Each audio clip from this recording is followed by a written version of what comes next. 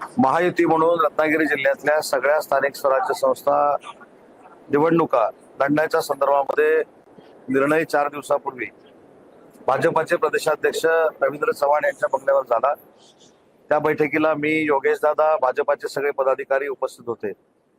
आज हा कार्यक्रम व्हायच्या अगोदर चिपळूणचे आमदार आदरणीय शेखर निकम साहेबांची मी चर्चा केली।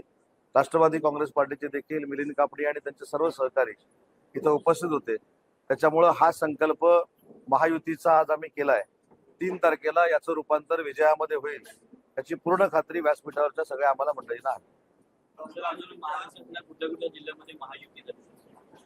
रत्नागिरीमध्ये तर झालेली आहे, धाराशिवमध्ये झाली, त्याच्यानंतर परभणीमध्ये झाली, सिंधुदुर्गामध्ये आज संध्याकाळपर्यंत होण्याची शक्यता आहे। त्यामुळे जास्तीत जास्त ठिकाणी समन्वयानं महायुती करून लढण्याचा निर्णय माननीय देवेंद्रजी, आमचे नेते एकनाथ शिंदे साहेब आणि अजितदादांनी घेतलेला आहे। सगळ्याच गोष्टी तुम्ही आताच आम्हाला विचारू नका, काहीतरी कुतूहल ठेवा। आम्ही ज्यावेळी सांगायचं तेव्हा कुठचा नगराध्यक्ष चिपळूणचा आहे, कुठचा नगराध्यक्ष खेडचा आहे ते योगेश दादा सांगतील, कुठचा नगराध्यक्ष गुहागरचा आहे, देवरुखचा आहे, रत्नागिरीचा आहे, लांजाचा आहे, राजापूरचा आहे, पण जो कोण असेल तो महायुतीचा असेल आणि तोच निवडून येईल। हा नाही, तिढा आहे सांगितलं कोणी?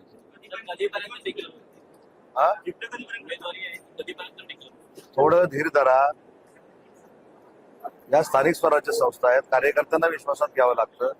5-5, 6-6 इच्छुक आहेत, तिथं एकावरती नाव आणावं लागतं। त्याच्यामुळे आम्ही सगळे बसून एकत्र हा निर्णय घेतोय।